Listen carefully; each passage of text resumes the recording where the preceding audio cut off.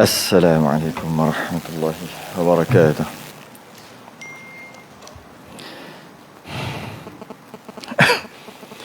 إن الحمد لله نحمده ونستعينه ونستهديه ونستغفره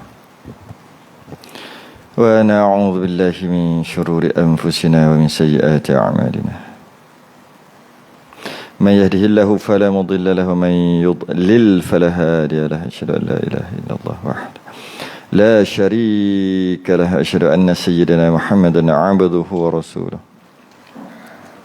اللهم صل وسلم وبارك على سيدنا محمد الفاتح لما أغلق والخاتم لما سبق ناصر الحق بالحق والهادي إلى صراطك المستقيم. صلى الله عليه وعلى آله وأصحابه حق قدره ومقداره العظيم. اللهم نور بالكتاب بصري وأتلق بلساني اشرح به صدري واستعمل به جسدي بحولك وقوتك فإنه لا حول ولا قوة إلا بك. سبحانك لا علم لنا إلا ما علمتنا إنك أنت العليم الحكيم. ولا حول ولا قوة إلا بالله العلي العظيم. أما بعد. الحمد لله. Terafakkan kesyukuran pada malam ni kita dapat sambung kitab Munyatul Musalli. Mana? Muka surat 45.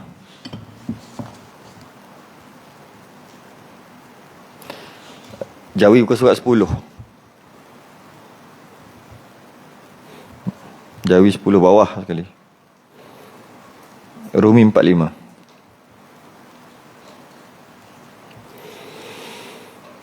قال المؤلف رحمه الله تعالى ونفعنا وإياكم بعلومه في الدارين آمين يا رب العالمين. Dan dinyatakan khusyuk. Dan dinyatakan khusyuk dan tawaduk. Kita dah habis bab fiqh.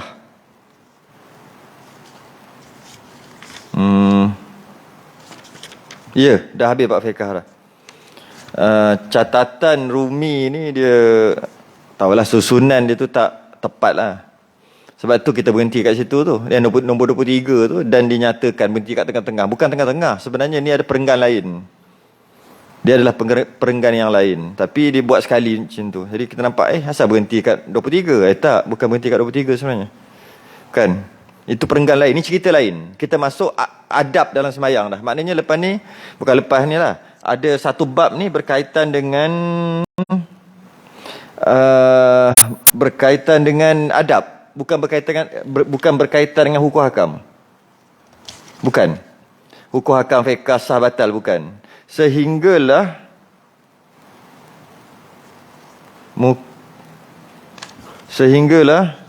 sampai muka surat berapa tu baru masuk fiqh balik. Ke tak ada dah? Wish. Ada 69. Barulah perkara yang sunat dan perkara yang makruh sebelum sembahyang. Masih lagi bukan hukum hakam. Doa mujarab. Habis dah. Ada kat sini. Muka surat 890. Baru sampai balik fiqh balik. Jadi kita tak masuk fiqh sekarang ni. Dah habis dah. Bab adab pula. Tak adalah hukum hakam halal haram. Tak adalah. Tapi kita akan selitkanlah mana yang kita sempat. Kita masuk bab adab. Jadi sepatutnya dan dinyatakan yang 23 tu dan dinyatakan tu sepatutnya dia kena buat perenggan lain ataupun dia buat bab lain ke lagi bagus. Adab khusyuk dan adab dalam sembahyang contoh. Ni bab lain. Tapi dia sambung sekali. Okey. Qala al-mu'allif rahimahullahu taala dan dinyatakan khusyuk. Dan dinyatakan khusyuk dan tawaduk bagi Allah ketika sembahyang tu. Dinyatakan khusyuk dan tawaduk. Macam mana nak khusyuk tawaduk dia ajar nanti. Pertama sembahyang tu kita nyatakan biar nampak akan khusyuk dan nampak akan tawaduk. Khusyuk nampak kat dalam, kita je yang tahu. Tawaduk nampak kat luar. Khusyuk nampak belah dalam. Jadi sembahyang tu dia kena khusyuk dan tawaduk. Iaitu dalam hendaklah beradab, luar pun beradab. Dalam tu maksud dalam, fikiran duduk fikir tu dalam. Luar tu maksud tawaduk, luar tu maksud gerakan. Gerakan. Bagi Allah khusyuk dan tawaduk bagi Allah. Tatkala rukuknya dan sujudnya. Ketika rukuk pun sama. Luaran biar elok-elok, dalam pun kena elok. Maksud dalam elok tu, duk fikir apa? Terasa tak kebesaran Allah. Dan sujudnya, sama juga. Ketika sujud, luarnya macam mana? Elok-elok dengan 7 anggota, kedudukan dan sebagainya. Dalam hati pergi tempat lain, tak guna juga sembahyang tu. Tu tengok ni. Dan memenuhkan hati baginya dengan ta'zim. Penuhkan hati tu, tak ada fikir lain selain daripada menta'zim, membesarkan bagi Allah, besarkan Allah. Dan menyucikan Allah. Dan menyucikan Allah daripada perkara yang tak layak, tatkala takbirnya dan tasbihnya. Allahu Akbar, Allah Maha Besar. Okey, luarannya apa? Luaran penting juga. Sebut molek-molek. Allahu Akbar. Tu luarannya. Lepas tu janganlah tukar-tukar baris. Sebutlah elok-elok. Jangan pula takbir tu bunyi yang lain. Nak kata Allah Akbar bunyi lain ke apa? Itu luar. Dalam tu ketika mengucapkan Allahu Akbar, tu fikir apa? Allah Maha Besar. Dengan pahaman yang macam mana? Tu dalam. Okay? Dua-dua nak. Okay? Dan tasbihnya Subhana Rabbiyal A'la, Subhana Rabbiyal Azim. Luarannya bacalah elok-elok. Baca betul. Dalamannya masa baca tu, fikir apa? Apa hati kita ada apa masa tu? Kalau tak ada luar dalam, maka semayang tu tak ada adab. Ni bukan cerita sah batal. Sah batal dah lepas dah. Sebelum ni yang berapa? Kat setahun dengan aku kita dah cerita sah batal lah. Ini bukan sah batal lah ni. Ini diterima pula. Sebab dalam kita solat, dalam kita sembahyang, yang pertama kita kena jaga sah batal. Sah batal, kena jagalah. Rukun, syarat. Yang kedua, kita kena fikirkan juga Allah terima ke tak. Dia dua perkara yang berbeza. Jika tak batal, jika sah, bukan bermakna Allah terima. Tidak. Sah tak batal bermaksud tak perlu qada, tak perlu sembahyang balik. Itu maksudnya zahir lah, luaran. Tapi Allah terima, apa dia panggil syarat qabul. Allah terima ataupun tidak, itu bergantung kepada zahir dan batin. Zahir cukup syarat dan rukun, batin pun penting untuk Allah terima. Jadi sebab tu Allah melihat sampai ke dalam. Kita sembahyang, sempurnakan syarat dan rukun, buat semua, baca semua elok, maka tak perlu sembahyang dah. Cukup. Belum tentu Allah terima. Tu luar dan dalam tu. Dan menjauhkan berfikir ketika sembahyang tu, menjauhkan berfikir, jangan fikir akan yang lain daripada yang ada ia padanya. Sekarang masa tu tengah buat apa? Tengah rukuk. Jangan fikir selain daripada rukuk. Fikirlah aku tengah rukuk. Ketika rukuk tu buat apa? Tangan pegang kepala lutut. Fikirlah tangan sedang pegang kepala lutut. Lepas tu mulut cakap apa? Subhana rabbiyal azimi wa bihamdi. Fikirlah subhana rabbiyal azimi wa bihamdi. Jangan fikir benda lain. Bila fikir benda lain, barulah namanya tak, itulah namanya tak khusyuk. Luar okey, dalam out tak khusyuk. Jadi dia bukannya susah nak khusyuk sebenarnya. Maksud bukannya susah tu boleh dicapai. Itu maksud bukan susah tu susah, boleh dicapai. Apa yang kita buat, apa yang sedang kita buat ketika sembahyang, itu yang kita fikirkan. Itu je lah. Kalau tengah berdiri kan, baca Fatihah ke, baca surah ke, dengar imam baca surah ke, fikir apa? Makmum. Fikir masuk TMG ke, masuk apa ke, habis. Bukannya, boleh tak? Boleh tak nak khusyuk dengan maksud tadi? Apa maksud khusyuk? Apa yang dia sedang buat, itu sahaja yang dia fikir. Tengok ayat dia, cantik tu. Dan menjauhkan berfikir, jangan fikir akan yang lain daripada yang ada ia padanya. Rasa dulu kan. Apa ada ia padanya? Tengah apa? Sujud. Fikir pasal sujud. Aku sedang sujud. Dan terasa dahi kena lantai. Terasa dua tangan kena lantai. Terasa lutut kena lantai. Terasa kaki kena lantai. Lepas pada tu, sedar aku sedang sujud. Kemudian tu baca Subhana Rabbiyal A'la. Sedang baca.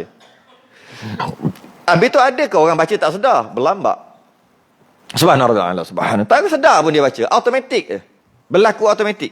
Tahu-tahu dah salam. Dah salam. Kejap je. Dia tak perasan pun dia baca tu. Sebab automatik. Dia panggil semayang auto. Kita semayang mesti manual. Jangan semayang auto. Macam manual. Ingat bawa kereta manual kan? Masa kita nak masuk gear tu, kita kan fikir. Tekan kelas pun masuk gear. Kena fikir. Oh, ni gear 2 ni sebab bunyi merau. dah kena dua-dua ni. Dua-dua, kita fikir. Lepas tu, 3, 4, 5. Masa 5 tu baru kita tak fikir lah. Macam mana kita masuk gear? Begitulah nak sembahyang. Nak rukuk ni. Bukannya macam auto letak di jalan tekan minyak, tak. Nak rukuk ni, macam nak masuk gear. Kan kena fikir, kena tekan kelas dulu. Tekan kelas kena rapat. Kalau tak rapat dia bunyi ke orang sekarang tak kerti naik manual dah. Bunyi bunyi tu. Jadi macam tu lah juga. Nak rukuk, aku nak rukuk ni. Okey, dah rukuk. Macam tu lah. Nak masuk gear ni. Okey, dah masuk gear dah. Lepas tu, kalau lah tak secara manual, secara auto, Allah, bismillah, Allahu akbar, Allahu akbar. Baca mulu, laju baca. Tak tahu apa benda. Zahir okeylah. Janji sempurna sebutan, bacaannya betul, sah.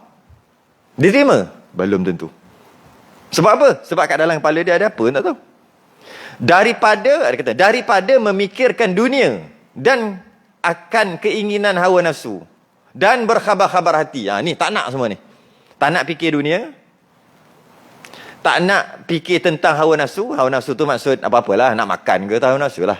Nak makan, nak pergi situ, nak bercuti situ. Ketika semayang ni, lepas semayang fikir Kita dah luar semayang duk fikir pasal dunia. Dalam semayang pun fikir pasal dunia. 5 minit, 10 minit je pun. Lepas tu fikirlah puas-puas pasal dunia, pasal hawa nafsu tu. Hawa nafsu yang baik lah maksudnya. Nak pergi situ, nak pergi sini, nak beli tu, nak beli barang ni. Fikir lepas semayang. Dalam semayang jangan fikir dunia, jangan fikir tentang keinginan hawa nafsu. Dan berkhabar-khabar hati. Tak payahlah sibuk nak duduk. Lepas ni nak buat apa. Duduk berkhabar-khabar hati. Kalau bahasa kita panggil, duduk bercakap-cakap dalam hati. Duduk bercakap. Ketika semayang tu, kalau ada benda tu, menandakan tak khusyuk. Dan benda itu boleh dilatih, boleh dibuat. Maksudnya kalau terfikir je. Tarik balik. Semayang ni. Tu cara dia. Tengah nak baca Fatihah, tiba dia jadi auto balik lah. Fikir aku tengah nak baca siratal ladzi ni. Bukan bismillahirrahmanirrahim, alhamdulillahirabbil arrahman. Tak ada. Bismillah. Aku tengah baca bismillah. Ada kesedaran tu. Alhamdulillahirabbil. Tengah baca. Betul dia hilang kejap. Dia akan lari biasa tu. Dia akan lari siratal. Allah, siratal ladzi lah. Auto berapa ayat. Okey, tarik balik. Siratal ladzi. Aku tengah baca siratal ladzina an'amta alaihim. Lepas tu baca surah, lari balik, tarik balik. Setiap kali tarik tu dapat pahala. Mujahadah. Jadi tu cara ni boleh dibuat.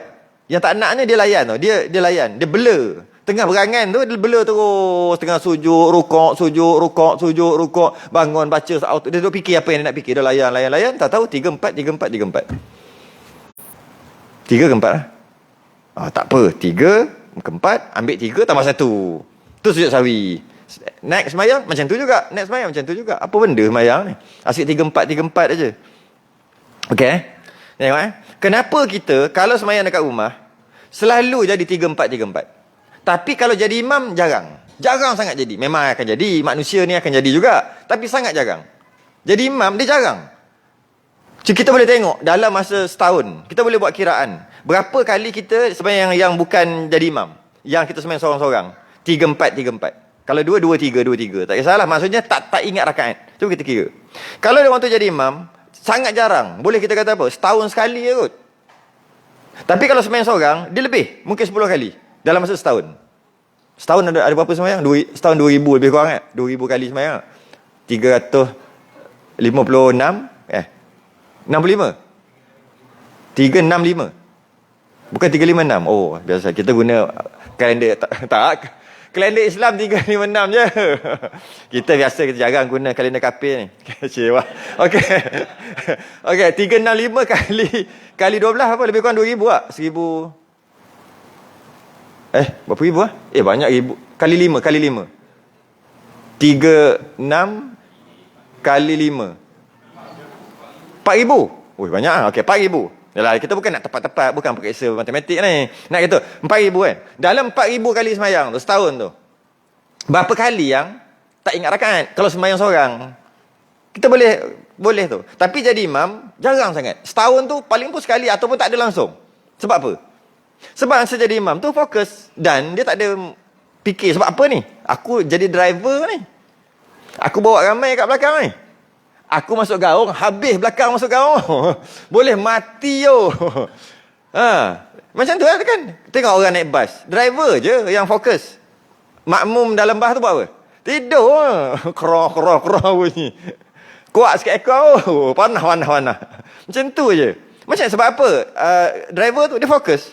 Maka sampailah ke destinasi. Macam tu juga imam. Dia akan fokus sebab aku bawa orang. Sebab tu jarang sangatlah berlaku 3-4. Jarang sangat. Mungkin dia boleh bawa lepas bergaduh dengan bini ke apa. Tak boleh bayar rumah 3 bulan ke nak kena tarik ke apa. Baru mungkin boleh jadi. Tapi kalau biasa-biasa, payah nak jadi. Payah nak jadi, tak ingat rakaat.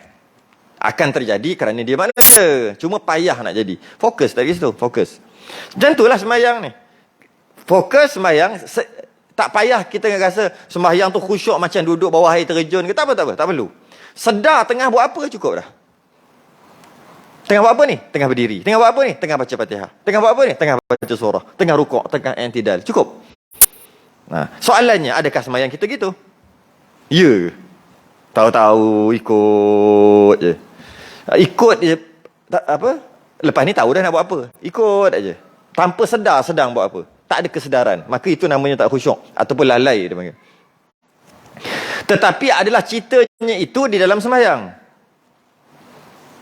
Citanya itu di dalam sembahyangnya disimpankan atas mendirikan haknya. Tetapi citanya itu di dalam sembahyang. Fokuslah kita kata.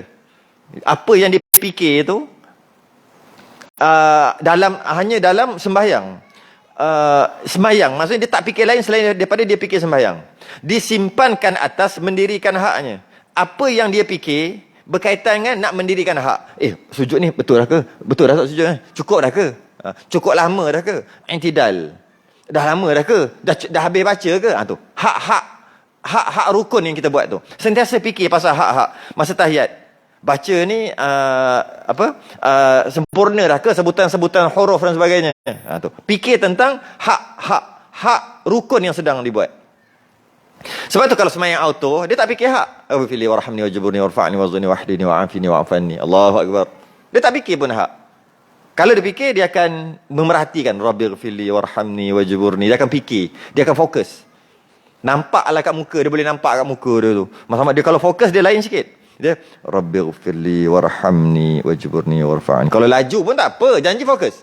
Macam sedang memikirkan Rabbighfirli warhamni wajburni warfa'ni. Kalau yang auto Rabbighfirli warhamni wajburni warfa'ni wazu'ni wahdini wa'afini. Tengok atas lagi. Tu je, dapat tahu, boleh nampak. Baca betul, cuma tak mendirikan hak. Dan menunaikan sembahyang seperti barang yang disuruh Allah. Aku buat ni macam mana yang Allah suruh lah. Bukan mereka-reka sembahyang. Kerana bahawasanya sembahyang itu serta tambatan hatinya. Kerana sembahyang, gerakan-gerakan sembahyang tu dengan hati itu ditambat. Kalaulah putuskan hati itu tak ada dekat sembahyang, maka sembahyang tadi tu cuma macam lakonan je lah kita kata. Luaran semata-mata. Dia ada tambat dengan hati. Sembahyang dia ada tambat dengan hati.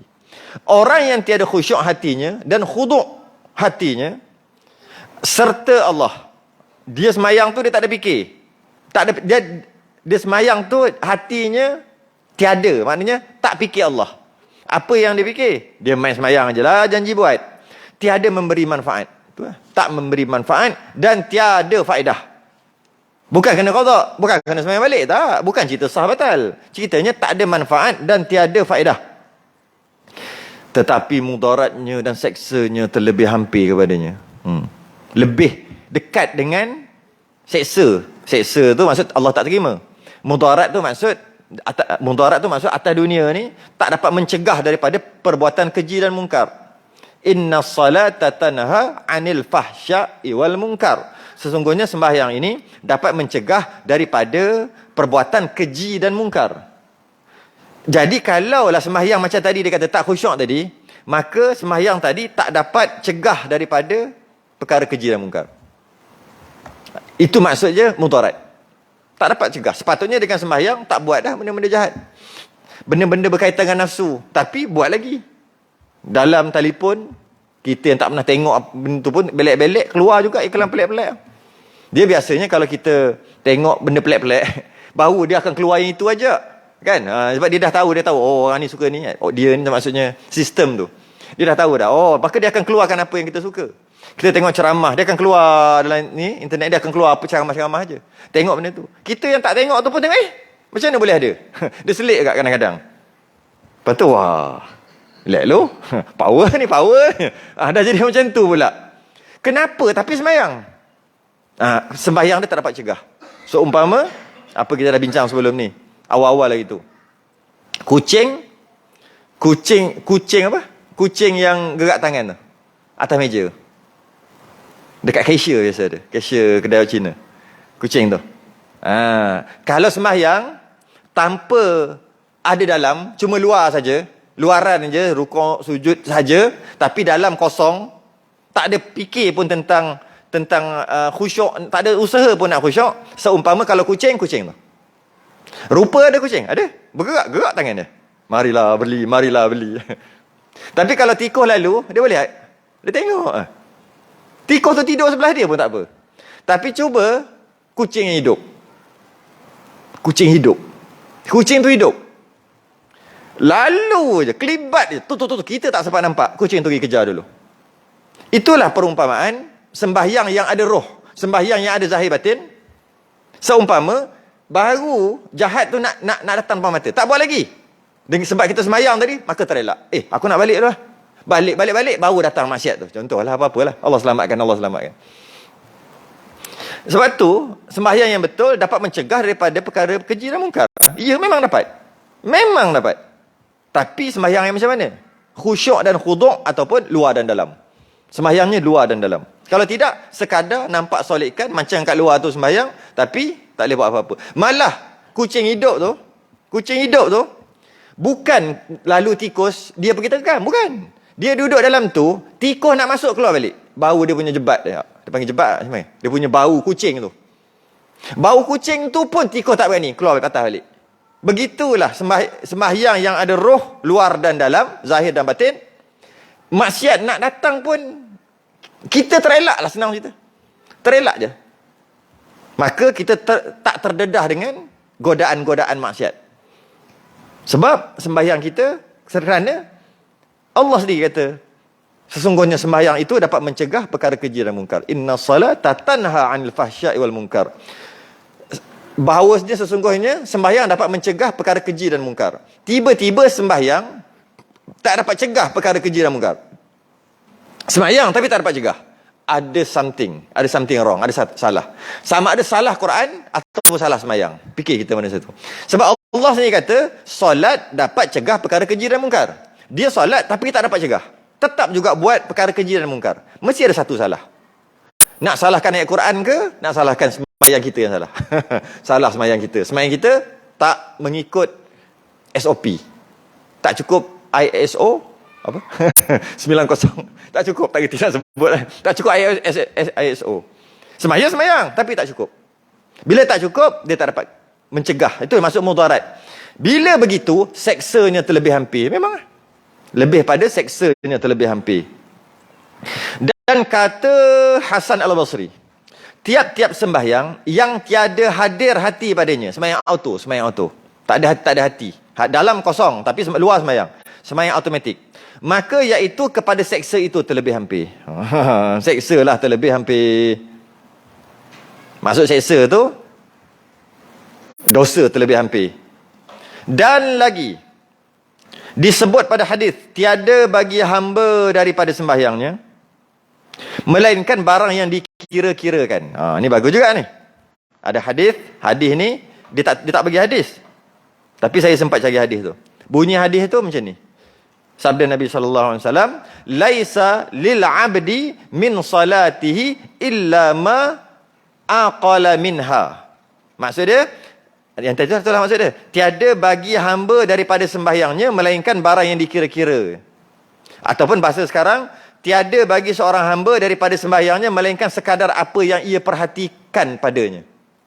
Bahasa lain, apa yang orang sembahyang tu dapat, apa yang dia sedar. Dia sedar dia tengah sembahyang, itu je. Dalam sembahyang 4 rakaat, berapa rakaat yang sedar? Sedar 4 rakaat, dapat full. Maka penuh. Sedar je rakaat pertama je. Kesedar masa takbir sedar. Allahu sembahyang, Allah Akbar. Lepas tu, tahu-tahu, Assalamualaikum warahmatullahi. Tak dapat apa-apa. Tak nak. Tiada bagi hamba daripada sembahyangnya melainkan apa yang barang yang dikira-kirakan, yang disedar. Tengok semayang kita berapa persen. Berapa persen agak? Lepas salam tu, berapa persen? Yang sedar tengah semayang. Mesti lagi ni. Takkan 24, takkan boleh semayang 10 minit sedar sedang main. Tak boleh. Kecuali imam. Imam boleh. Sebab dia sedar. Makmum tak ada. Semayang seorang tak ada. Itu pun imam pun kadang-kadang tak 100%. Mungkin 90 juga, 80. Tapi banyak lah. A lah. Dapat A lah dia punya markah. Makmum ni apa? CD apa? Silap-silap. Sebab dia ada driver. Kerja dia apa? Duduk belakang lah. Main WhatsApp. Kalau naik kereta. Kalau semayang, dah ada driver. Dia lah fikir 3 ke 4 ke berapa ke. Dia lah fikir semua. Aku fikir bila? Bunyi amin baca Fatihah. Itu pun automatik. Fatihah auto. Tahu-tahu dah amin dah juga dia pun. Lepas tu ikut aja. Berapa persen kesedaran dia? 10%. Tu je pahala dia dapat. Tu je semayang dia dapat. Itu je nilai semayang dia. Maka dapat mencegah perkara keji dan mungkar hanya 10% aja. Datang yang kuat-kuat, tak boleh cegah. Tetap juga dia akan buat perkara keji dan mungkar. Ya, kadang-kadang tengok dia fahsya wal mungkar. Fahsya berkaitan dengan maksiat nafsu. Fahsya. Mungkar selain daripada nafsu. Jadi semayang dapat mencegah daripada orang yang kuat nafsunya ni, dengan dapat mencegah daripada orang yang selalu buat selain daripada betul lah, selain daripada dosa-dosa selain daripada nafsu. Itu yang pelik. Semayang tapi tengok dok kaca anak daga orang. Tengok duduk mesej lucah-lucah. Kenapa semayang? Orang semayang. Tu lah, tak dapat mencegah. Bila tak dapat mencegah, dua je salah. Salah ayat Quran ataupun dia tak semayang. Ataupun semayang dia yang problem. Kita takkan nak salahkan ayat Quran. Maka salahkan dia. Kau punya semayang tak cukup. Berapa persen kau semayang? 5% ke berapa? Sampaikan semayang-semayang. Tapi kalau tengok perempuan tu, kadang kita tengok, Pak Haji ni. Dia lain macam dia jadi. Nak beli sate ke apa kan? Sate tu pula janda jual. Dia jadi lain macam. Kita kata tadi dia terangguk depan aku masa kuliah tadi tu. Dia duduk situ. Tanya macam-macam. Tapi bila nak order sate, ini yang janda tu. Lain macam dia kata. Cara tu berubah terus. Kenapa jadi gitu? Nampak terus. Apa hal? Apa hal berubah terus ni? Kurang-kurang pun ambil kopiah bawah luar poket. Kopiah tu ada. Kita tak ada depan tu. Lain. Kenapa jadi gitu? Kerana semayang tengok berapa persen. Sembahyang yang dia sedar ni. Kalau dia sedar 10%, takut-takut tak sedar langsung. Tak sedar tu maksud tak ada kesedaran sedang sembahyang. Yang saya istilahkan sembahyang auto. Masuk gear je. Ketika takbir tu masuk gear. Allah tu masuk gear. D. Bar, lepas tu dah. Tahu-tahu je, P. Parking dah. Auto. Sepatut sembahyang kena manual. Yakni barang yang dihadir hati serta Tuhannya daripada sembahyang. Kena ingat Allah. Yang ini tengok berapa. Tengok Dan bahawasanya orang yang sembahyang, sembahyang ia maka tiada disurat baginya daripada sembahyang sudusnya. Tiada ditulis, tiada disurat tu tiada ditulis baginya daripada sembahyangnya sudusnya. Dan tiada unsyurnya. Di sini bahawa orang sembahyang sembahyang ia maka tiada, dia tak disurat, tak ditulis, tak dapat pahala macam tu, ataupun tak semestinya dapat pahala penuh baginya, kecuali daripada tu kecuali dia cuma dapat sudus 1/6, usyur 1/10. Apalah, saya dulu hafal ni.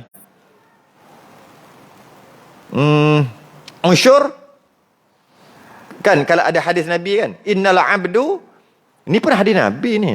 Ya, ini hadis Nabi ni. Ini adalah hadis Nabi.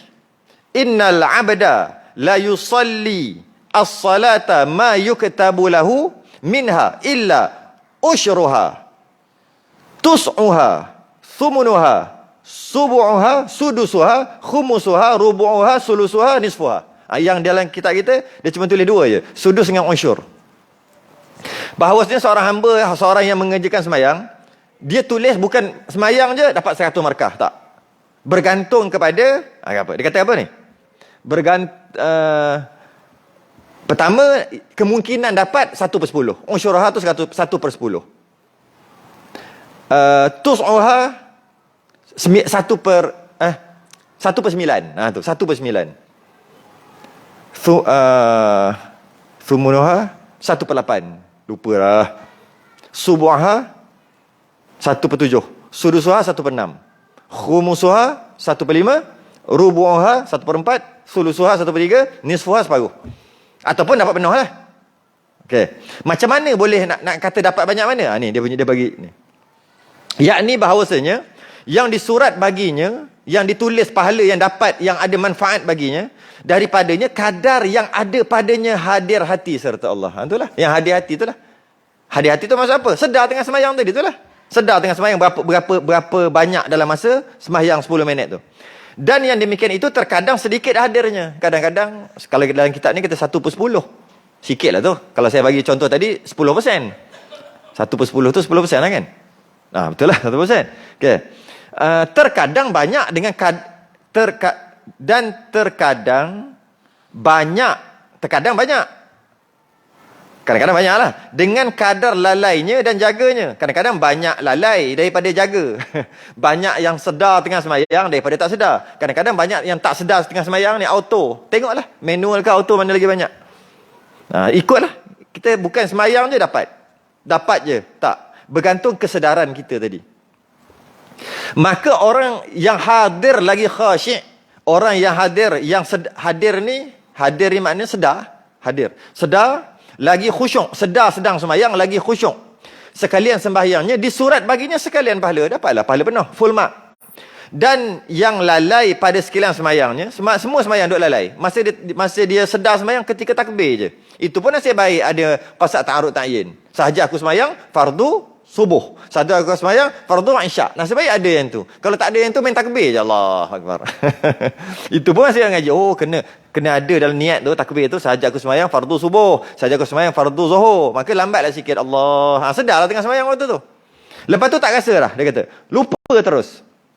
Dan yang lalai pada sekalian sembahyang tiada disurat baginya sesuatu. Langsung tak dapat apa. Tak dapat pahala. Macam tak sembahyang. Tapi adakah kena qada? Tak kena qada. Adakah berdosa? Tak berdosa. Cerita sekarang ni bukan dosa, bukan sah batal. Kita cerita sekarang ni ada nilai ke tak ada nilai? Tak ada nilai. Habis tu nak kena sembahyang balik? Tak boleh. Hukumnya haram sembahyang sekali lagi. Sebab tadi tak khusyuk, tak boleh. Kecuali sembahyang mu'adah. Sembahyang ulangan. Sekali. Itu pun sekali. Dia sembahyang seorang, tak khusyuk. Kemudian dia nak sembahyang sekali lagi, boleh dengan cara berjemaah. Sekali je. Tak khusyuk juga, tak boleh dah sembahyang. Tak boleh dah sembahyang. Tak boleh dah sembahyang. Maknanya, kalau dah tak khusyuk, habis. Habis tu nak ganti balik, tak boleh. Habis tu ada pahala. Berapa persen yang sedar tadi? Langsung tak sedar. Masuk sembahyang aja. Kosong markah. Nak sembahyang balik, tak boleh. Habis. Tak boleh. Sebab tu orang dulu menunggu sembahyang. Dia bersedia. Sebab kalau terlepas, tak boleh ulang balik. Lainlah tak khusyuk, sembahyang sekali lagi. Tak khusyuk, sembahyang lagi. Oh, yang ni baru khusyuk. Ya Allah yang Tuhanku, kira lah sembahyang aku yang ni, yang tu tak kira. Tak boleh. Habis-habis. Kena qada? Tak boleh. Malah tak boleh nak qada. Tak boleh kalau nak qada. Sebab tak khusyuk. Tak boleh. Nak qada yang tinggal dulu-dulu, muda-muda. Tu silakan qada. Yang tak khusyuk tak boleh. Sebab dia bukan cerita sah batal. Ceritanya ada nilai dengan tak ada nilai. Maka ijtihad olehmu.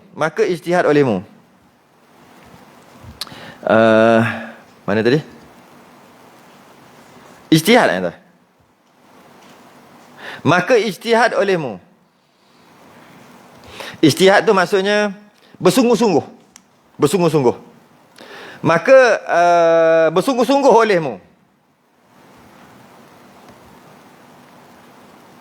Sekejap, nak baca yang Rumi. Tak baca tadi. Oh, ijtihad olehmu je kan? Maksudnya maka ijtihad ni kan jihad. Ijtihad tu jihad. Jihad tu masuk bersungguh-sungguh. Bersungguh-sungguh. Maka bersungguh-sungguh olehmu. Hai orang yang berkehendak akan lazat munajat akan Tuhannya. Orang yang kata sembahyang ni sebagai munajat lah, yang terbaik lah, itulah, inilah. Maka ijtihad olehmu. Bersungguh-sungguh. Macam nak pergi jihad olehmu. Mudah-mudahan dikasihi Allah akan kamu. Mudah-mudahan Allah bagi dapat hadir hati. Maka hendaklah kita ijtihad sebolehnya pada khusyuk. Seboleh-bolehnya pada khusyuk ijtihad. Bersungguh-sungguh. Dan hadir hati dan ikhlaskan dia bagi Allah. Seboleh-bolehnya ikhlaskan. Sembahyang bukan kerana orang, sembahyang kerana memang kita nak sembahyang. Biasanya kalau sembahyang ikhlas ni, sembahyang fardu, memang dia akan ikhlas automatik. Dia tak susah. Tak susah untuk yang orang yang kita jenis sembahyang ni, untuk kita sembahyang fardu ikhlas, tak susah. Sebab kita jenis orang sembahyang bang panggil. Jenis kita ni orang yang nak pada agama. Sebab tu kita sembahyang. Jadi untuk ikhlas sembahyang fardu tak ada masalah. Tak ada masalah. Dan nak sembahyang ibadah fardu sebenarnya tak boleh nak riak, tak boleh. Takkan boleh jadi. Bukan takkan boleh jadi. Susah nak jadi riak. Susah nak jadi takabur. Ibadah fardu. Puasa. Boleh tak? Nak jadi riak, takabur, macam bangga diri kerana dia puasa Ramadan. Boleh tak? Tak boleh. Sebab orang lain pun puasa juga. Tapi kalau puasa sunat boleh? Boleh. Saya raya. Bulan Syawal tu saya 1 Syawal. 2 puasa dah. Boleh tak? Boleh. 2, 3, 4, 5, 6, 7. 7. Hari ni ke-8 Syawal kan? Raya dah hari ni.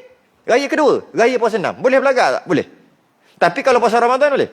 Saya Ramadan tahun lepas 30 hari penuh. Boleh belagak? Aku pun puasa 30 hari juga. Tak boleh. Macam tu juga sembahyang subuh. Aku sembahyang subuh. Sembahyang subuh. Power. Orang lain pun sembahyang subuh lah. Tapi sembahyang sunat? Boleh. Boleh nak jadi takabur, riak. Tapi yang ibadah wajib tak boleh. Boleh, tapi sangat sukar untuk riak. Dia macam syok sendiri. Dia rasa bangga. Orang tak rasa bangga. Dia je rasa bangga. Teruk sungguh penyakit tu. Cuma ibadah wajib biasanya tak ada masalah untuk ikhlaskan diri. Tak susah untuk ikhlaskan diri kerana Allah. Dan hendaklah tadabbur. Dan hendaklah tadabbur. Maksud tadabbur tu perhatikan akan barang yang kita baca. Apa yang duk baca tu, perhatilah bacaan kita. Jangan baca auto. Dahlah bergerak rukun fi'li, rukun perbuatan yang bergerak tu dah auto dah, masuk di aja. Baca pun auto juga. Bismillah betul terus, amin, auto. Perhatilah bacaan tu satu-satu. Akan barang yang kita baca daripada kalam Tuhan kita di dalam sembahyang. Masa kita duduk baca Fatihah, masa kita duduk baca surah, masa tu perhatilah bacaan tu. Okay? Jangan baca gitu biar dia berjalan gitu aja. Perhati. Ataupun lagi cantik, perhatikan makna bacaan. Kalau tahu lah. Kalau tak tahu nak macam mana. Perhatikan bacaan cukup. Kata bismillah tu kita sedang baca bismillahirrahmanirrahim. Sedar. Alhamdulillahirabbil alamin. Sedar. Cukup ah. Perhati. Dan jangan bersegera apabila membaca segala bacaannya. Jangan nak laju aja. Maka bahawasanya tiada dapat tadabbur serta bersegera. Kalau subhana rabbil a'la, subhana rabbil a'la bihamdi, subhana rabbil a'la bihamdi, takkan dapat tadabbur. Jadi macam mana? Maha suci Allah, subhana rabbiyal a'la, yang maha tinggi, subhana rabbil a'la bihamdi, dan segala puji bagi dia. Kalau macam tu silap-silap, kalau jadi makmum, mungkin baca sekali je. Sekali-sekali je. Lebih baik sekali dengan tadabbur daripada 3 kali laju je. Subhanallah, subhanallah. Apa? Sebab takut imam bangun. Bila imam bangun, macam mana? Habis tu macam mana? Tak boleh tadabbur. Dia pun ambil keputusan untuk nak 3 kali. Dia dalam keadaan tak boleh tadabbur. Sebab dia kata kat sini, tak mungkin dapat tadabbur serta bersegera. Tak mungkin dapat. Dia nak tadabbur, dia nak perhati makna bacaan dan bacaan itu dalam masa yang sama laju-laju. Tak dapat. Cuma ada satu cara lagi yang nak dapatkan juga, iaitu kita kena faham dah ni cerita apa. Subhana rabbil a'la bihamdih, kita sedang memuji Allah yang maha tinggi semua. Kita dah hadir dalam hati kita. Jadi subhana rabbil a'la tu bukan perhatikan satu-satu bacaan, tidak. Dah tahu dah apa secara umum. Macam baca doa. Kalau kita baca dengan tadabbur satu persatu, dia jadi lambat. Alhamdulillah. Tu nak faham tu. Alhamdulillahi rabbil alamin. Kan segala puji bagi Allah Tuhan sekalian. Wassalatu wassalam. Tu baru berhenti. Kalau macam tu, makmum, cepatlah aku nak amin ni. Makmum kata, cepatlah aku nak amin ni. Jadi, macam mana caranya? Baca je laju, tapi faham tak cerita? Alhamdulillahi rabbil alamin. Wassalatu wassalamu ala asyrafil anbiya wal mursalin wa ala alihi washabihi ajmain. Tahu dah tu cerita apa? Ceritanya, yang pertama, kita minta kepada Allah gini, kita puji Allah, dan kita selawat dan salam ke atas Nabi, secara umum. Satu. Lepas tu berhenti kejap. Tarik nafas. Cari lagi 1-2 ayat. Baca laju-laju. Dengan maksud secara ijmal dia panggil. Maksud secara borong, secara tu. Boleh juga. Tapi yang terbaik satu-satu. Tapi bolehkah kita nak buat?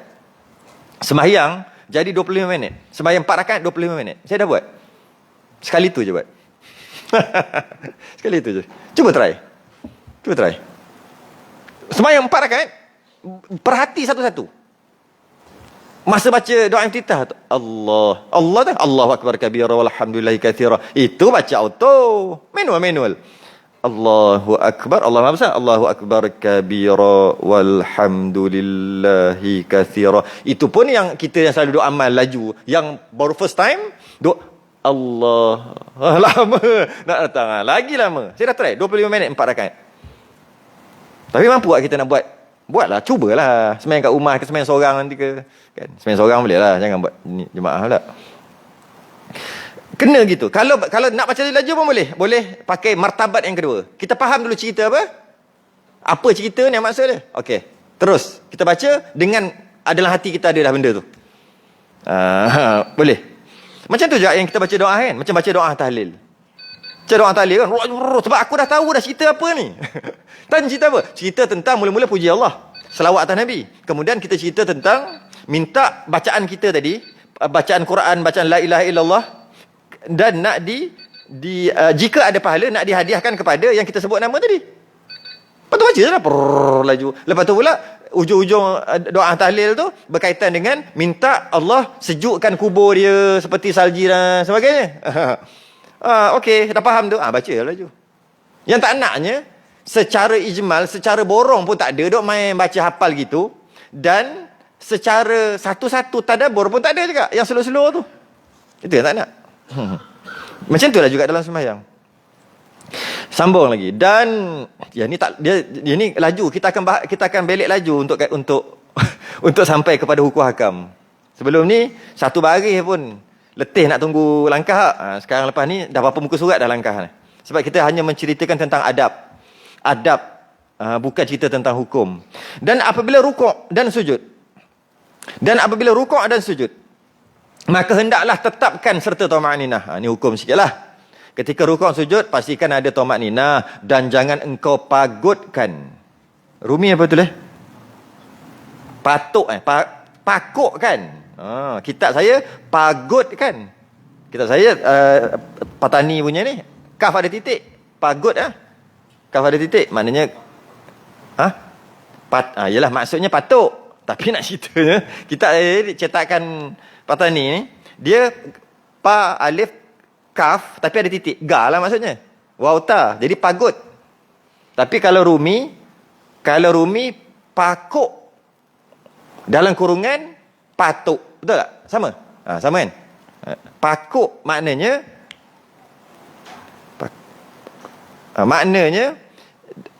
cetakan yang dia ambil, mungkin cetak kat mana tak tahu, cetakan yang Jawi yang dia ambil, kaf atas kaf tu tak ada titik, bukan ga lah, kaf. Sebab tu dia pakuk.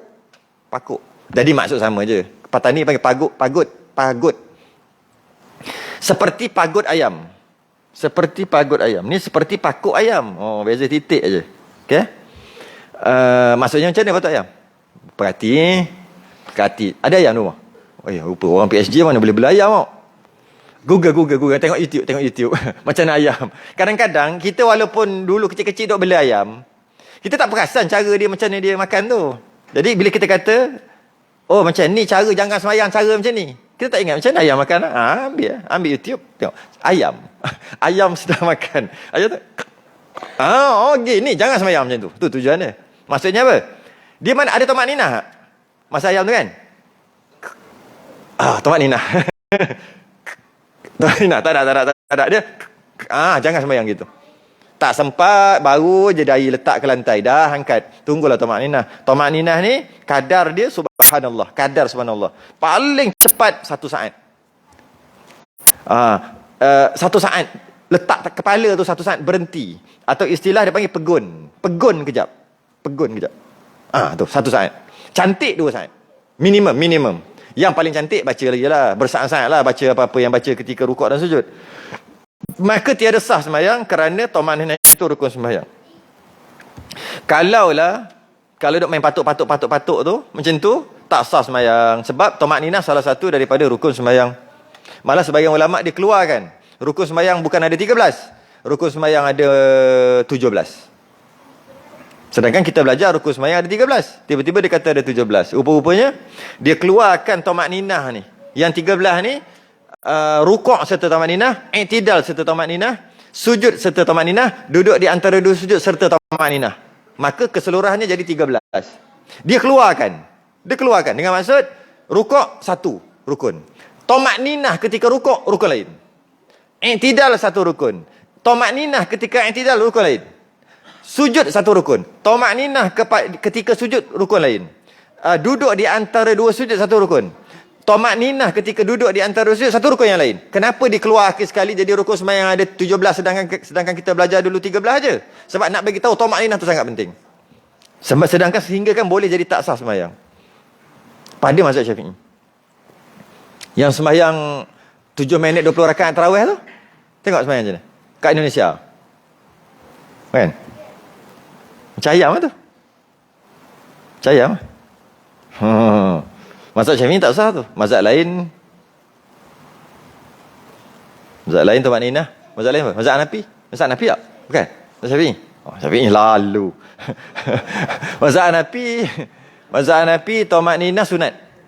Maka dia campur-campur mazhab. Bila dia campur-campur mazhab, jadi tak betul lah juga. Cuma nak bagi tahu dia baca kitab lah juga. Kadang-kadang dia buat gitu. Cuma cara dia campur tu, istilah dia panggil talfiq, adalah pencampuran mazhab yang tercela. Cuma ada sandaran. Cuma sandaran dia tu salah. Sandaran dia ada. Okey. Janganlah curi dalam sembahyang. Dia kata orang yang ada cerita pasal curi dalam sembahyang kan? Lupa dah. Orang yang tak menyempurnakan rukuk dan sujud dan duduk di antara dua sujud dengan sempurna, dia seumpama pencuri. Dan Nabi kata seburuk-buruk pencuri. Oh, ada kat bawah tu, baca dulu. Tiada sah sembahyang sama ada fardunya atau sunatnya dengan ketiadaannya tamak ninah. Tak ada tamak ninah tak sah pada mazhab Syafi'i. Mazhab Hanafi sah, tak ada tamak ninah. Kerana orang yang tiada sempurnakan rukuknya dan sujudnya dan khusyuk di dalam sembahyangnya itu dinamakan orang yang mencuri. Seperti barang yang disebut pada hadis aswa'un nasi syariqatan alladhi yashriqu min salatih. Qalu ya Rasulullah wa kaifa yashriqu min salatih. Baca satulah. Seburuk-buruk manusia adalah orang yang mencuri dalam sembahyangnya. Sahabat tanya, ya wahai Rasulullah, macam mana dalam sembahyang nak mencuri? Tengah sembahyang tengok, duit tu. Cakap, macam tu ke? Macam tu ke? Qala, Nabi jawab, la yutimmu ruku'aha wa la sujudaha. Mereka tidak rukuk dengan sempurna, dengan maksud tak ada tamak ninah, dan tidak sujud dengan sempurna, dengan maksud tidak ada tamak ninah juga. Au qala, ataupun daripada riwayat lain, la yuqimu sulbahu fir ruku'i was sujudi. Dia tidak meluruskan tulang belakangnya ketika rukuk dan sujud. Bukan tulang belakang. Dia masih lagi tidak memasukkan sendi-sendi ke tempatnya. Gitu kan? Ketika rukuk, sendi dekat pinggang tu dia akan ada tempat dia. Bila berdiri, sendi tu. Bila sujud dia ada. Jadi maknanya bila kita sujud dan rukuk, tak letak sendi di tempatnya. Tu maksudnya. Maka itu adalah seburuk-buruk pencuri, lebih buruk daripada curi yang lain. Curi dalam sembahyang. Kata-kata, ya ke? Curi yang lain? Ya. Paling buruk. Curi dalam sembahyang. Yang nombor 2, nombor 3, baru buruk curi yang lain. Curi orang, duit orang apa semua. Buruk curi dalam sembahyang ni. Sebab curi dalam sembahyang, curi hak Allah. Curi hak Allah ya. Itulah kita sembahyang dia, hak kehambaan kita. Betul wajib sembahyang. Tiba-tiba kita curi, maka memang seburuk-buruk pencuri. Lebih buruk daripada curi. Bukannya kata, okey apa aku curi duit orang. Sebab aku kurang-kurang sembahyang aku tak curi hak Allah. Bukan maksud tu. Jangan faham gitu. Itu dia panggil mafhum mukhalafah tapi salah. Dia panggil mafhum mukhalafah. Dapat dipaham daripada sebaliknya. Kalau curi dalam sembahyang, paling jahat.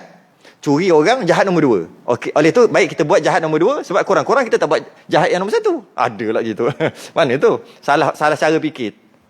Tak reti mikir tu. Tak. Semua tak boleh buat. Cuma dari segi martabat. Habis Minum arak-arak. Minum arak daripada anggur. Arak tu lah. Mabuk apa semua, arak tu. Dosa lah. Habis dia minum tuak. Tuak tu ada khilaf lagi tu. Tak apalah. Tahap dosa je. Minum arak daripada anggur paling berdosa. Arak daripada nabis selain daripada anggur, dia dosa dia rendah sikit. Tapi dosa lah juga. Nak kata tahap dia tu kurang sikit daripada dosa minum arak anggur. Ya, ada gitu. Jadi dia kata, kita tak payah minum arak anggur, kita buat arak daripada tuak ke, barley ke. Jadi kita bolehlah minum sebab kita tak buat dosa yang paling besar. Bukan, dua-dua dosa besar. Sama lah macam tadi. Sama je macam tadi. Itu masalah lain pula. Itu masalah bahasa. Itu masalah bahasa. Betul lah, memang betul pun. Dia panggil niga tu tuak. Memang betul pun. Kat Kelantan pun ada. Air tuak. Tapi dia panggil yang mabuk ni tuak masam. Dia panggil tuak masam. Kat sini tuak tu memang dah masam. Kalau yang tak masam lagi dia panggil nira. Kan? Tu bahasa. Saya ni bukan nak cerita bahasa tu. Cuma dari si nira tu, nak mana lagi besar. Dua-dua berdosa. Mana lagi besar dosa? Minum arak yang dibuat daripada anggur ataupun arak yang dibuat daripada niga. Niga yang tuak masam tadi tu. Besar yang buat daripada anggur lagi. Tu je nak bagi tahu. Jadi adakah boleh minum? Yang tak boleh juga. Macam tadi lah. Mencuri dalam sembahyang paling besar. Mencuri duit rakyat pun dosa juga. Jadi takkanlah kurang aku tak curi. Aku tak curi dalam sembahyang aku tak curi hak Allah. Bukan maksud tu, dua-dua tak boleh. Kadang-kadang itulah, jangan tanya banyak. Jadi bahawasanya orang yang memeliharakan atasnya sembahyang dan menyempurna ia akan rukunnya, keluarlah sembahyangnya putih bercahaya-cahaya. Ini perumpamaan. Orang yang pelihara sembahyang, apa dah? Orang yang sembahyang dengan sempurna, rukun, syarat, zahir batin sempurna, keluar sembahyangnya putih-putih bercahaya. Ini pun kiasan. Dan berkata cahaya putih tadi, telah memelihara akan dikau Allah seperti barang yang engkau pelihara kami sembahyang atau cahaya putih tadi. Engkau telah pelihara sembahyang menyebabkan keluar putih. Akulah ni putih ni, cahaya ni. Maka sebab aku dah ada ni, aku dah keluar sebab engkau pelihara sembahyang. Oleh kerana itu Allah pelihara engkau. Gitulah. Ini pun kiasan, faham dalam bentuk kiasan. Dan orang yang tiada menyempurnakan sembahyang, keluar oleh sembahyang itu hitam lagi kelam. Hitam. Orang yang sembahyang tapi dia sembahyang tak sempurna, syarat dan rukun, wuduk tak sempurna, bab najis, mungkin juga rukun tak sempurna, bacaan tak sempurna lah. Okay? Ataupun sembahyang dah luar dah okey, dalam kosong, tak sempurna.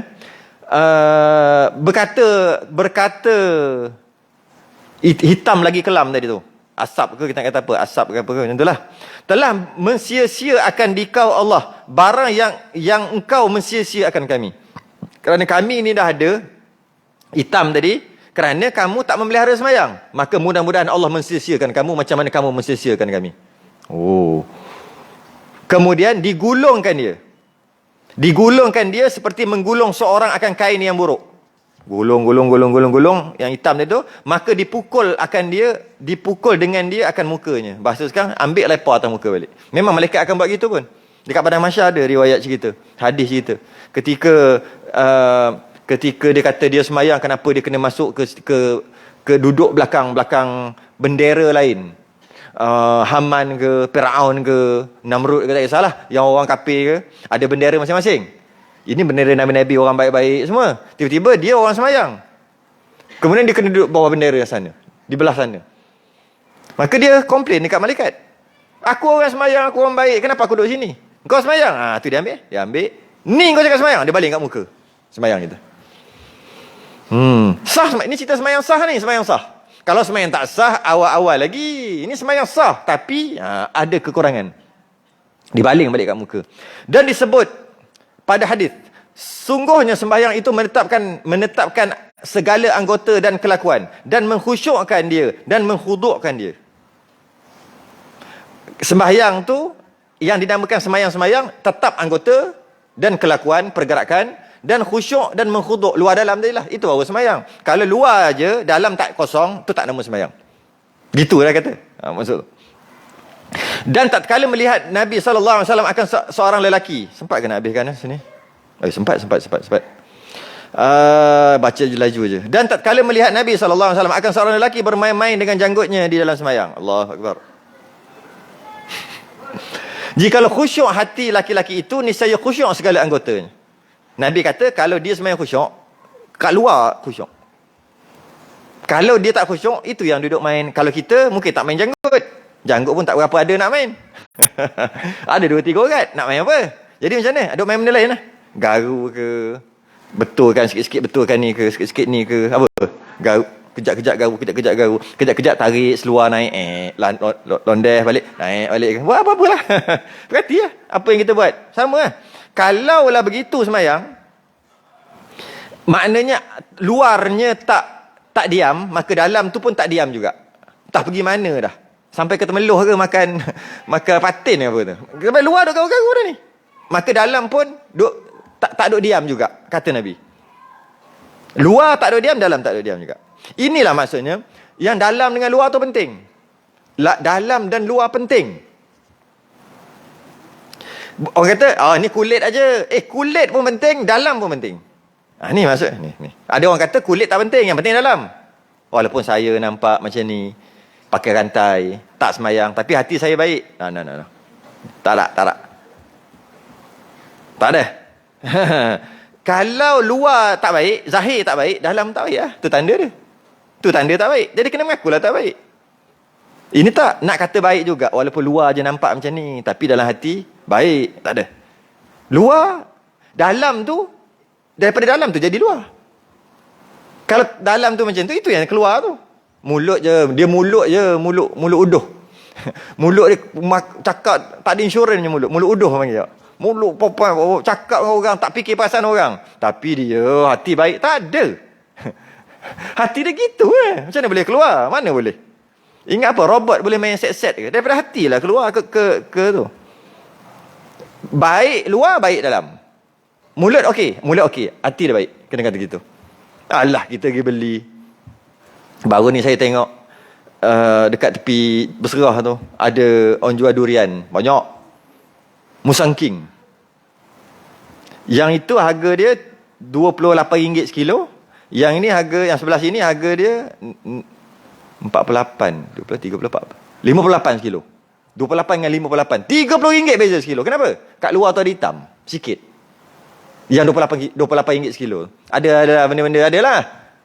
Yang ini cantik, rasanya dia basuh dengan sabun apa. Berkilat, cantik. Nak cari tanah satu pun.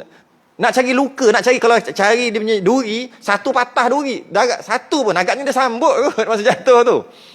Nak cari cacat luar ni. Satu pun tak ada. Saya cari kau nak beli ke? Tak tengok dia ni. Duk pusing kan tu. Sikit pun tak ada. Getah pun tak ada main letak. Kan biasa orang letak getah kan? Tak ada. Nak bagi tahu apa? Fresh sungguh. Dan mungkin dia sambut lah kot. Sebab tu sampai RM58 sekilo. Sebiji tu mau 100 lebih kot. Berapa kilo? Sebab kalau nak cari duri tu patah, tak jumpa. Duri tumpul pun tak jumpa. Tapi yang RM28 sekilo tu, dengan hitam kot tu, hitam kot ni, ada sarang, tak tahu sarang apa. Tapi rasa tak masuk dalam. Tak kisahlah rasa tak rasa pun. Ada hitam. Kotor. Dia punya kotor lah, kita tengok kotor. Tapi kita bukan nak makan luar, nak makan dalam. Saya bukan nak cerita tu. Kenapa harganya berbeza? Sedangkan beza luar. Kalau luar baik, kalau luar tu buruk, kan orang tu cakap, saya luar je nampak buruk, tapi dalam baik. Boleh tak? Harga 58 juga, orang tak beli, kenapa? Sebab luar tu lah menandakan dalam. Yang ni sampai RM58, orang beli. Sebab luar tu tanda baik kat dalam. Habis kat luar ni, ada risiko, ada kemungkinan yang tentu. Tiba-tiba dia kata, toket tu kata, you belilah ini RM58, ini pun RM58 1 kilo juga. Beli lah. Tapi dia kotor ni hitam. Luar saja kotor, dalam baik. Percaya? Nak? Kita akan ambil yang bersih tu. Dalam dunia kita reti pilih. Tapi bak akhirat je, aku luar je buruk, dalam baik. Pergi lah. Sembang lah. Tak ada. Cuma bukan kita nak hina. Ubahlah. Itu je. Nak cerita ubah. Tapi itulah. Maka menyatakan Nabi bahawa khusyuk anggota itu daripada khusyuk hati. Yang diam, duduk diam tu maknanya hati tu khusyuk. Dan tiada sempurna sembahyang dengan ketiadaannya. Jadi kalau dalam tu tetap, luar pun tetap. Dalam bercelaru, luar pun akan bercelaru. Bercelaru luar tu dari segi perbuatan. Dan adalah salafus salih. Sehingga salafus salih ni mudah kata 300 hijrah ke belakang. Sejak 1 hijrah, mudah-mudah katalah 1 sampai 300 hijrah. 399. Bukan 400, 399 hijrah. Dia panggil zaman salafus salih. Masa dia nak cerita, sehingga adalah salafus salih, sehingga khusyuk pada sembahyang. Dan menghingga ni apa? Menghingga dia, sehingga Allah banyaknya hingga. Tengok kita baca balik. Dan adalah salafus salih, orang dahulu yang soleh, sehingga khusyuk pada sembahyangnya, sehingga khusyuk pada sembahyangnya. Sehingga khusyuk pada sembahyangnya, dan menghingga-hinggakan dia. Sehingga adalah setengah daripada mereka itu. Sehingga. Jadi sehingga tu maksud sehabis-habis. Hingga kan? Sehingga kan habis. Hingga kan? Jadi sehingga tu maksud habis. Jadi macam ni. Dan adalah salafus salih dahulu sehabis-habis khusyuk. Maksimum khusyuk dah. Sehabis-habis khusyuk tu maksud sehingga khusyuk pada sembahyangnya.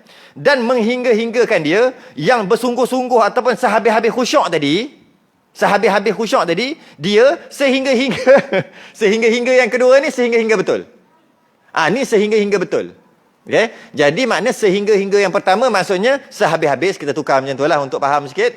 Sehingga yang pertama yang dan adalah salafus salih, sehingga tu maksudnya sehabis-habis khusyuk pada sembahyangnya, dan menghingga juga sama. Dan menghingga tu maksud sehabis-habis khusyuk tadi dia sehingga tu sehingga betul, sehingga. Apa benda menghingga ni? Sehinggalah. Bahasa sekarang sehingga yang tu adalah sehinggalah. Jadi macam ni, orang dulu khusyuk sungguh, dan dia khusyuk sungguh tu sampaikan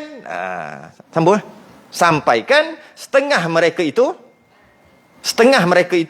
pada tengah sembahyang datang burung hinggap di atas kepala lah, di atas, menyangka akan pagar sesuatu jamat.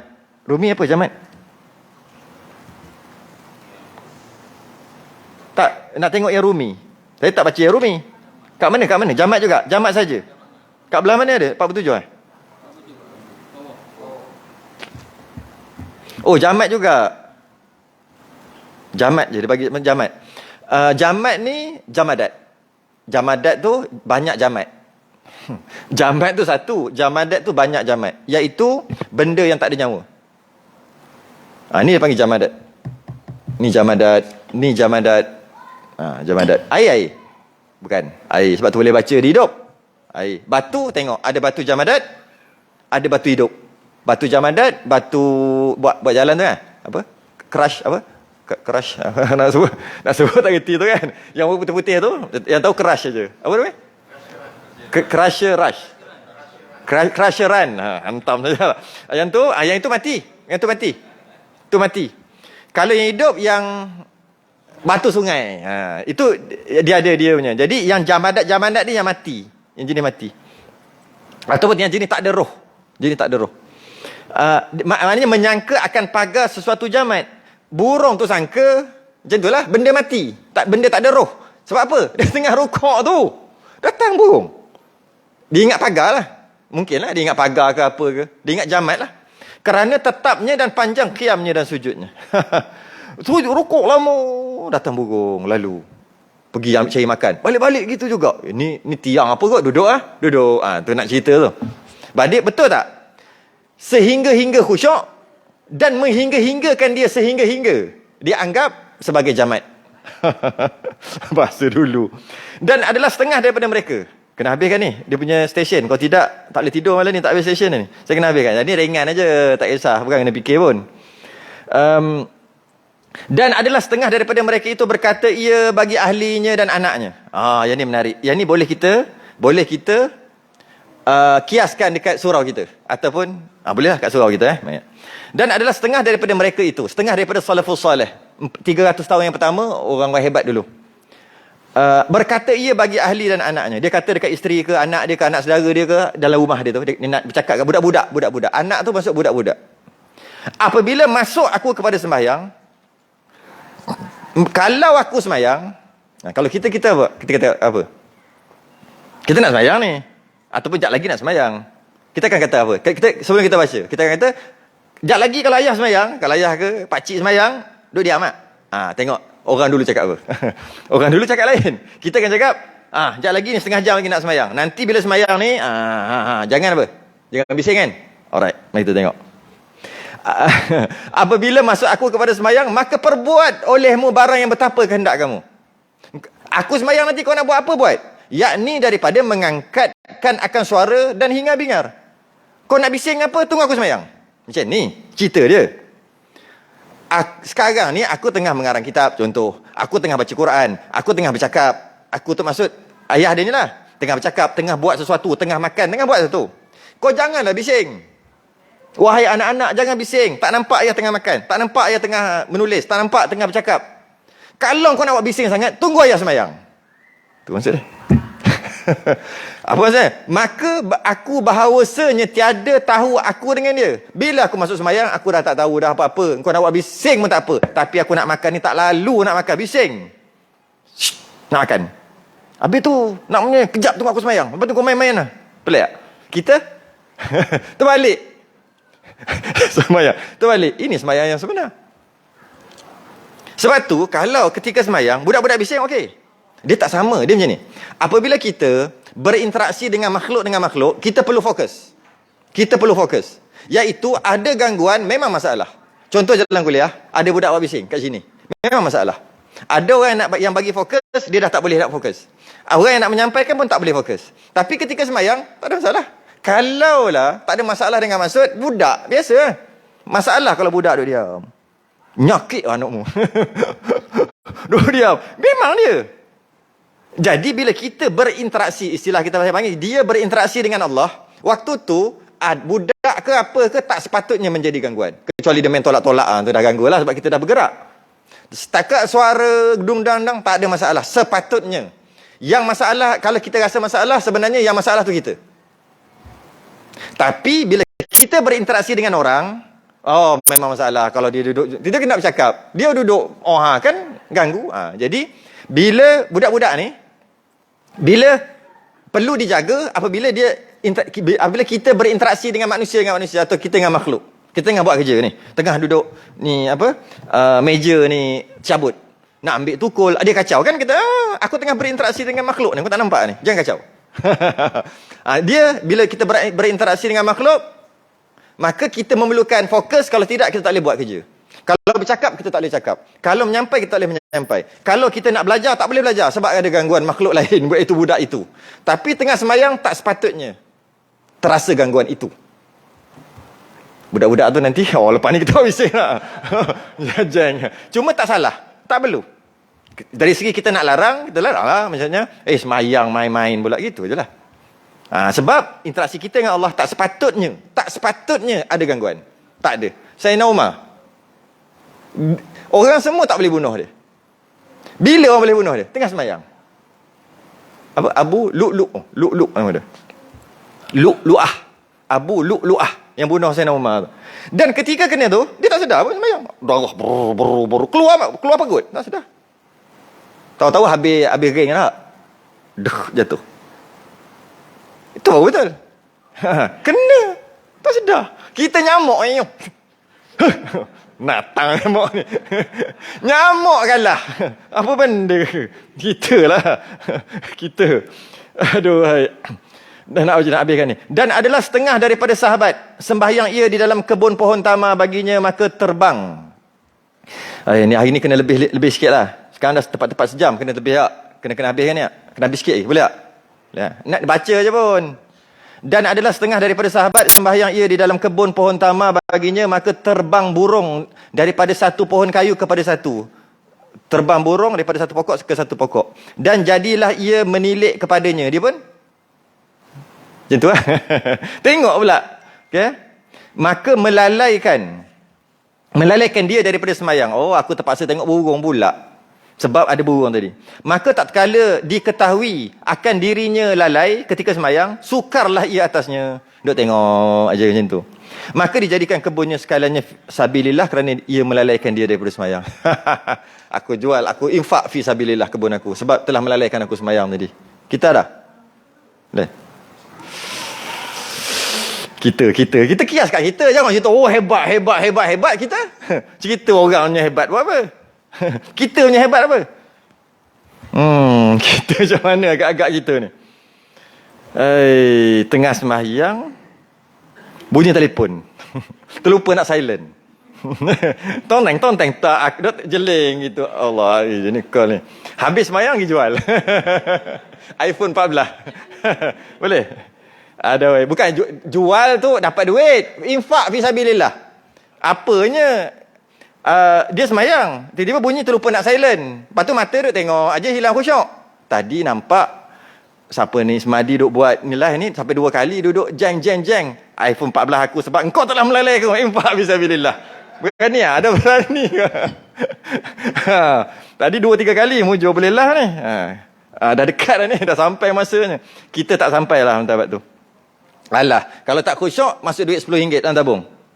Berani? Tu pun tak berani. Masbuk lah, masbuk. Masbuk 1 rakaat RM10. Masbuk 2 rakaat 20, masuk 3 rakaat 30, 4 rakaat 40, dapat tayak akhir je. Masbuk dapat tayak akhir saja RM50. Agak-agak kita masbuk tak lepas pada tu? Kita sanggup menghabiskan. Tak boleh. Tak boleh, aku nak sembahyang. Sebut, nanti sebut 10 ya 1 rakaat. Kalau kita dengan diri kita wajibkan macam tu, kita tak akan masbuk dah. Kalau masbuk juga, masuk. Macam tu lah. Tak suruh jual rumah, tak suruh jual kereta, tak pun. Tak suruh jual handphone. Masuk tabung, masuk tabung. Demikian lagi kelakuan salafus soleh sebab mengetahui mereka itu akan kebesaran pada sembahyang yang amat ketinggian tempatnya pada Allah dan Rasul. Sebab mereka tahu kelebihan sembahyang tu.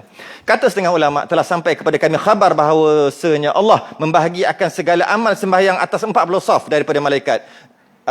Pada tiap-tiap saf 70,000. Ada 40 saf, 1 saf 70,000, 10 daripadanya berdiri tiada rukuk. Berdiri je 10,000.